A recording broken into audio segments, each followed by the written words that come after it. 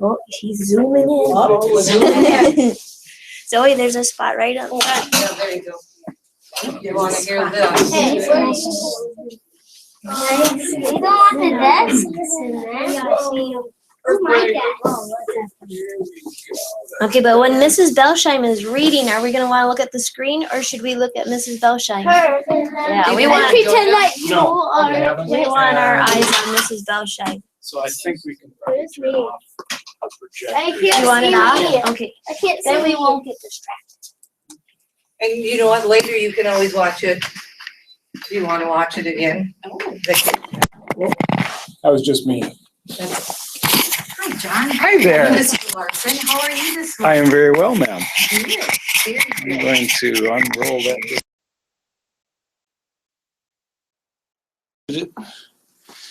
And this is a very sensitive mic. It's going to pick you all up nicely. Okay. Let me just make sure that we're framed nicely. We can begin whenever you're ready. All right. Do we have somebody that's going to introduce us? Anya, you don't want to, no one's there, it's just us. You want to introduce it? Brody, do you know, or you want to introduce her? Allison, Ann, can you introduce Mrs. Belsheim to the class? I can do that. Okay. Trying. Anybody want to introduce Mrs. Belsheim?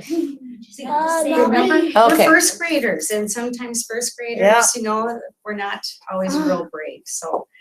Well, good morning, Mrs. Ambrose's students. It is my pleasure as your superintendent, Mrs. Kathy Belsheim, to come in and share a book read with you. And for any other schools that do end up listening to this story, we welcome you to our Ogilvie school system and also to Mrs. Ambrose's first grade classroom. So I have a very special book for you today. And I have picked this book because of something that happened about 2.5 weeks ago. It happened on March 31st. There was a national day that was celebrated.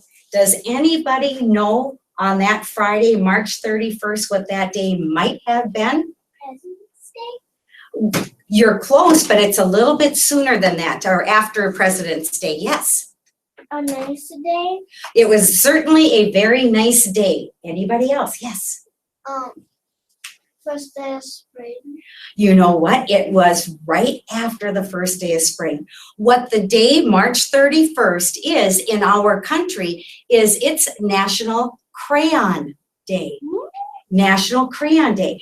And what it says when I did my research is that we should all pick up some crayons and with moms and dads and parents, well, parents are moms and dads, and grandparents, and sit down and color and enjoy that time together, and put away all of the video stuff and just color and have conversation. How many of you like to color? Me too. And you know that now really adult coloring is very popular. How many of your parents have some adult coloring books or have sat down and done some coloring real recent? Yes, very good. Okay, so this very special day, National Crayon Day, was and is celebrated every year on March 31st. So I'm hoping that we can make sure that we celebrate it very well next year. I wanted to ask you if you have a favorite crayon color. And now it's important that you all get to share. So we're gonna start right back there and you're gonna say your name and your crayon color, and then we're just gonna go around the room, okay? Go ahead. Dylan, orange. Elena, purple. Allison, pink. Brody, sky blue. Athena, orange and black. Carter, red. Chloe, Oh, sorry, right there. blue, sky blue. Lydia, green. Anya, pink. Haley, green. Tommy, or you could call him Thomas. And it's orange, red, or maybe it might be white. Chloe, purple. Red. I always have pink and purple. Now we're going to do blues here. So we're breaking under red, orange, yellow, green. Oh my gosh, lots of colors. Mrs. Ambrose, what's your favorite color? Oh boy, I'd have to maybe say purple. Yeah, wearing purple. And you know, my favorite color I think is like pink, but I like fuchsia. So fuchsia is a kind of a deeper kind of pink color. But today then, I believe many of you in here, I think I heard this color 4 or 5 times. You're going to be very pleased with the book that I'm going to be reading to you, because this person has a favorite color, crayon color also, and it is purple. So the book that I chose is Harold and the Purple Crayon. How many people have heard this story before? Oh, I hope that you want to hear it again, because it is a great book. I love it. Harold and the Purple Crayon, and it is by the author Crocket Johnson. Exactly. Now, what I want you to do, though, is envision all of the places and things that Harold does with his purple crayon, and everyone in here could do that same adventure with your own color crayon, your favorite too. One evening, after thinking it over for some time, Harold decided to go for a walk in the moonlight. There wasn't any moon, and Harold needed a moon for a walk in the moonlight, and he needed something to walk on.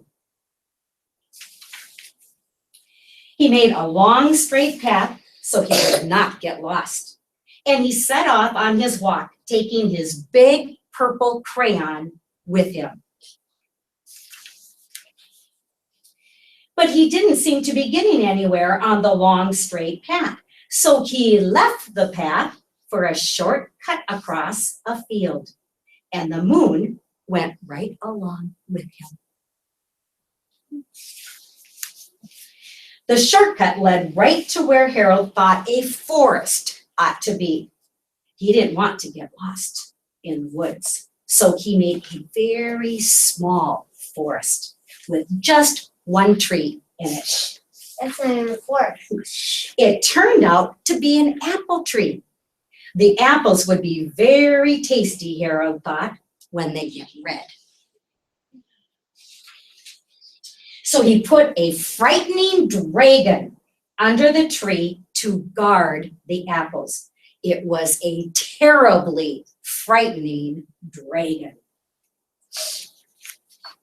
It even frightened Harold. He backed away, his hand holding the purple crayon shook. Suddenly, he realized what was happening, but by then, Harold was over his head in the ocean. What did that crayon do with all of those? It made waves, didn't it? Water waves, and he ended up. He came up thinking fast, and in no time he was climbing aboard a trim little boat.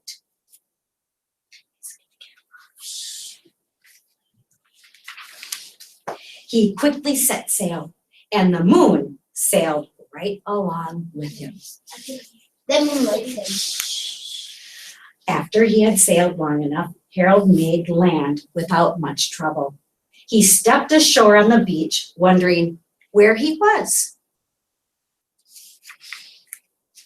The sandy beach reminded Harold of a picnic, and the thought of picnics made him hungry. So he laid out a nice, simple picnic lunch. There was nothing but pies, but there were all 9 kinds of pie that Harold liked the very best. When Harold finished his picnic, there was quite a lot left. He hated to see so much delicious pie go to waste. So Harold left a very hungry moose and a deserving porcupine to finish it up. And off he went, looking for a hill to climb to see where he was. Harold knew that the higher up he went, the farther he could see. So he decided to make the hill into a mountain. If he went high enough, he thought, he could see the window of his bedroom. That would work. He was tired and he felt he ought to be getting to bed. He hoped he could see his bedroom window from the top of the mountain. It's even taller than the moon.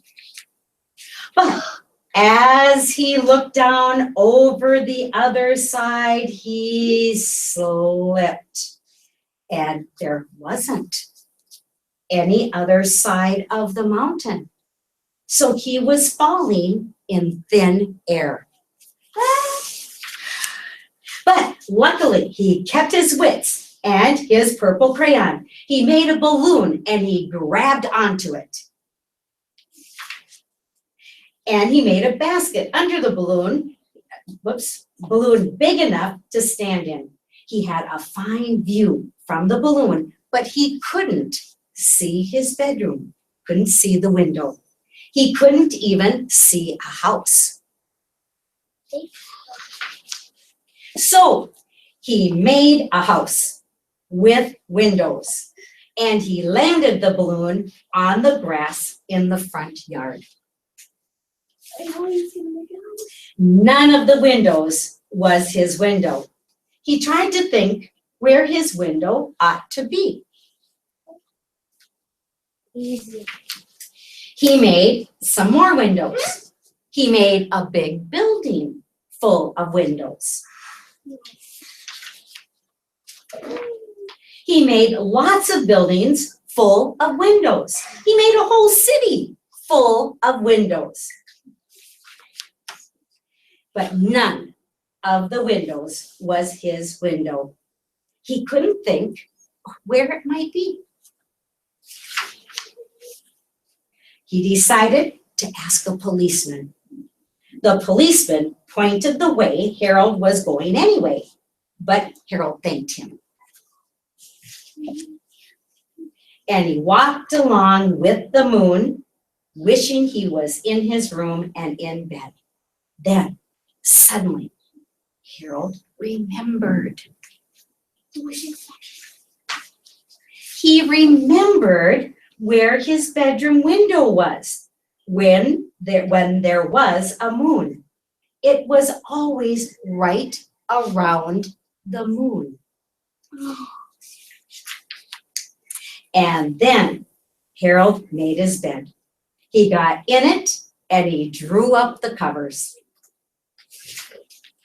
The purple crayon dropped on the floor and Harold dropped off to sleep. What did you think? Good. Okay, so what did Harold use when he was going through this adventure? What did he use? Yes. Purple crayon. He used his purple crayon. What else did he use, Brody? You your purple crayon and draw stuff. He drew stuff that he what? Mhm. That he knew how to draw. That he knew how to draw, yes. Stuff. Say it again. Stuff. So he could get over stuff, get all that stuff, yes. He used that purple crayon to find where the house was. Where the house was. And as he was going through this adventure, he was making things up along the way, wasn't he? When he needed to have a boat, he was able to draw a boat. Go ahead. When he needed to have a higher balloon, he got one. He got one, he made it. He used what we call up here our mind, but when we think and make stuff up, we're using our what? Brain. Our brain. And have you heard of the word imagination? Yes. Using his imagination to actually create an adventure that was super exciting for him. And when he was all done with his great adventure, he was able to go back home to his own house, to his own bed, and to be very, very content. Yes. Yeah. The moon helped him to find where the house was. Absolutely. He remembered that the window was by the moon. Exactly. It was all about the moon, wasn't it? Okay. The other reason why I wanted to share that book, and the reason I asked you about your favorite crayon colors, is because this year, on March 31st, something else happened that was very unusual in the world of crayons. Crayola, the company Crayola, decided that they were going to retire a crayon. Do you know what the word retire means? Yeah. What does that mean? Fire, Pardon? like fire or something. Kind of like fire, but sometimes retiring isn't as, it's not, Give it a break. you give it a break for sure, yes. What else? They don't want that crayon anymore. They don't want that crayon or don't need to use that crayon anymore. It's kind of like, in sports, sometimes they retire the jersey of a player that maybe is getting kind of old and doesn't want to get hurt playing sports anymore. So they take that person's jersey and they make a special place for it. Okay. Well, Crayola decided that a crayon needed to be retired. And so Crayola has only done this for 3 crayons in the history of their company. But this 4th one is coming out of this box. So this is Crayola's 24 crayon box. And one of these crayons is no longer going to be in the new boxes. And that crayon, does anybody remember anything? Because it was on the news and everything saying, oh my gosh, they decided to retire this crayon and people were going to be really disappointed. However, I don't think any of you told me this color this morning when you said your favorite colors. I was trying to listen really hard for it. Blue. It is. Okay, so here are all the crayon colors in this box. And the crayon that has the point on it in my crayon box that hasn't been used hardly at all is Yellow. this one. Yellow. Dandelion yellow. Dandelion yellow. It has the name dandelion. This color is being retired. So it no longer will be in our crayon boxes from Crayola. But good thing we still have this yellow, and this yellow is called azure. Okay, and so we've still have yellow in here. And rumor has it, well, it's not rumor anymore, it's an actual fact, that the yellow dandelion crayon is being replaced by what I heard from you as one of your favorite colors. I did not say yellow. It is a new shade of blue. A new shade of blue. They have not named it yet, and here's going to be something that I'm going to ask Mrs. Ambrose to help me with. We're going to try to watch the news because according to Crayola, at the beginning of May, I think they said after May 5th, they're going to actually show the color of the new crayon, and they're going to offer a contest for everybody in basically the world to make the name. So if you're interested in being a part of naming the brand new crayon, and it is going to be a shade of blue, then we can maybe be a part of that. Okay? I also wanted, before I leave you today, I wanted to talk with you about our library. Our library has wonderful books about crayons. This is a book that if you wanted to check this out and have a parent read it at home, or some of you may already be able to read this level of book, this is called Amber Brown is Not a Crayon. And it's about a 3rd grade girl named Amber Brown and her really good friend, Justin. So if you like to read chapter books right now, this book might be interesting to you. what do you think the title is talking about? Amber Brown is not a crayon. Why would they even be talking about crayons with Amber Brown? Why would they be doing that? Mhm. Because maybe they think their hair is maybe part of a crayon. Her hair looks like it could maybe be part of a crayon. What else? Because it's colorful. It's colorful, yes. There's a last name is Brown. Her last name is Brown. And so I think that sometimes she was being, you basically teased maybe a little bit about her name being the name Brown. And it says on the back jacket of the book, it says, if you need a brown crayon, why don't you use the top of her head? She's Amber Brown. And then Amber stared back at Bobby and said, Amber Brown is not a crayon. Amber Brown is a person. So it's a very good book. Also, you know, there are some other people that you maybe know that have a color, a crayon color in their name. Have any of you had Mrs. Black as a substitute in your classroom? Mrs. Black this year? Okay. Mrs. Black is a teacher that comes in and teaches in our classes sometimes. And so I wonder if she ever has had anybody talk about crayons and the color black. Or I used to have one of my best friends, her name was Pamela White. And so, of course, her name had a crayon color in the name too. So this book is in our library, and this is just a crazy book. This is the day the crayons quit, so that might be a book that you might want to check out. And then, because I know you're learning about fiction as well as nonfiction, here is a fiction book that talks about how a crayon is actually made. How a crayon is made, and it shows the different machines and how they actually get those crayons to be made and put into the crayon boxes. So this might be very interesting to you. And this one also, if you love coloring and you want to learn some other techniques that you could use with your coloring, this is a book that talks about different ways of taking crayons and drawing things and changing them. Okay, so all different kinds of ideas on different techniques for using crayons and making things look a little bit different. Okay, and so finally, the last thing that I have for you is an invitation.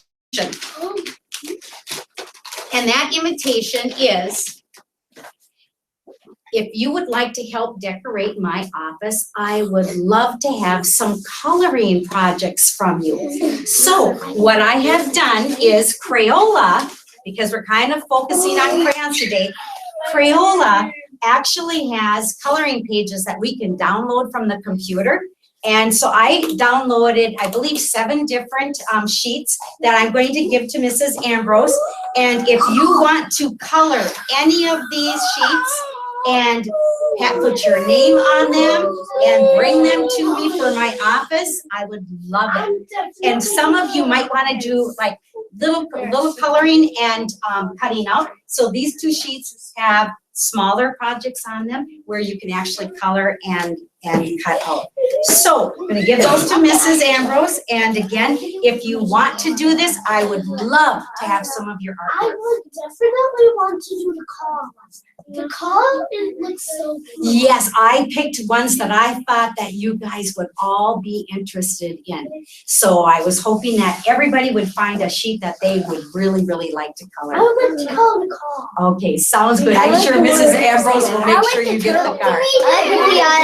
You have been absolutely wonderful this morning, and thank you so much for letting me come in and talk with you and share our favorite colors, and of course Harold with his favorite color, the purple crayon. So thank you very much. Use your imaginations every day, and you know, you might want to try a project where you use just your favorite color crayon and don't use any other crayons too, and see if you can kind of duplicate Harold's adventure in your own way. So thank you very much. I'm going to applaud your attention this morning.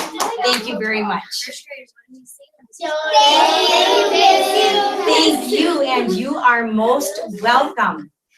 Thanks.